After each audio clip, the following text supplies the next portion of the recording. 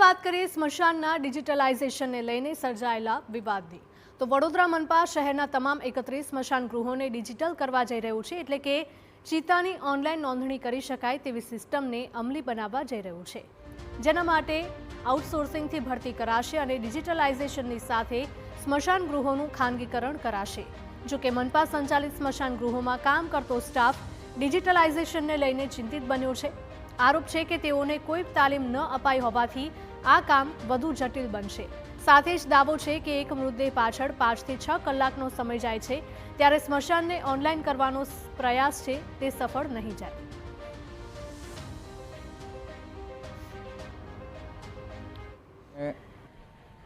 માનો કે મેસેજ આવે છે, પછી આપણને જાણ થાય ત્યાં પછી ચિતા ખાલી થાય ત્યાર પછી આપણને એમને નંબર આપી શકીએ છીએ। ટાઈમ તો લાગે છે, એમાં ચિતા આપણને ખાલી હોય તો આપણે આપી શકીએ છીએ, બાકી ના આવે તો આપણને થોડો ટાઈમ બી લાગી શકે છે। એટલે એમાં થોડું મુશ્કેલી પડી શકે। હા, મુશ્કેલી પડી શકે। એનું કારણ એવું છે કે એમાં મેડમ ચિતા ખાલી થાય પછી આપણને બીજાને નંબર આપી શકાય છે। હવે અમારે અત્યારે એક બોડી લેવી હોય તો 5 થી 7 કલાક તો અમારે એક બોડી પાછળ નીકળે।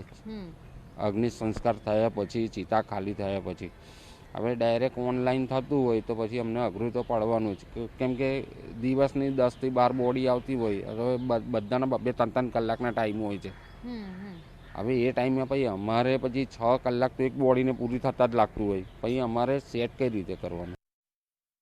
શાસકોના આ નિર્ણયમાં ભ્રષ્ટાચારની ગંધ આવી રહી છે।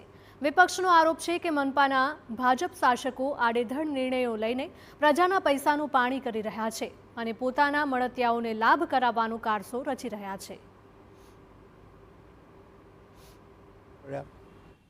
અમારે 1000 વર્ષ અંધારે ગયા, તમે આવા ડાયા ક્યાંથી થયા?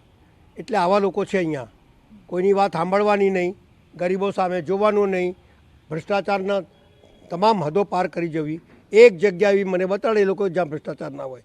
એટલે સવાલ એ છે કે મિટિંગ બોલાવી, કોની બોલાવી? તો એ જ કંપનીઓ જેમને આ લેવા માટે બધો મસાલો કર્યો છે।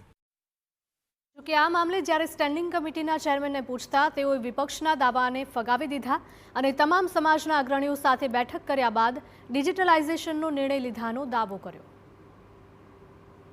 નાગરિકોને સારામાં સારી સુવિધા મળે એ માટે અલગ અલગ સમાજના પ્રતિષ્ઠિત વ્યક્તિઓ દ્વારા ઓનલાઈન સુવિધા ઊભી કરવાનું પણ સૂચન હતું।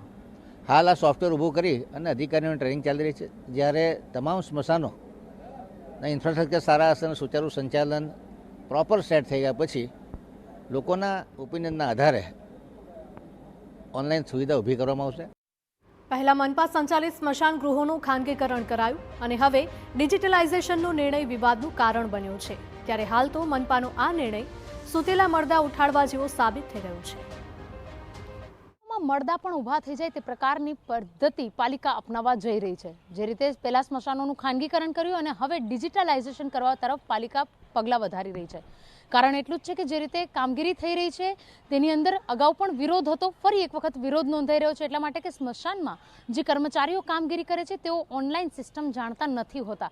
તેવામાં ઓનલાઈન ચિતા બુક કરાવવી, ત્યારબાદ સ્વજનોના અંતિમ સંસ્કાર માટે આવે ત્યારે ચિતા તૈયાર લેવી, આ તમામ બાબતોને લઈને પાલિકા કામ કરી રહી છે। પરંતુ શું આ કામગીરી તેઓની સફળ થશે કે ફરી પાછું ખાનગીકરણ જેવો વિરોધનો સામનો વડોદરા મહાનગરપાલિકાના સત્તાધીશોએ કરવો પડશે તે જોવું પણ તેટલું જ અગત્યનું છે। કેમેરા પર્સન રોહિત ગોયલ સાથે અંજલિ ઓઝા, TV9 વડોદરા।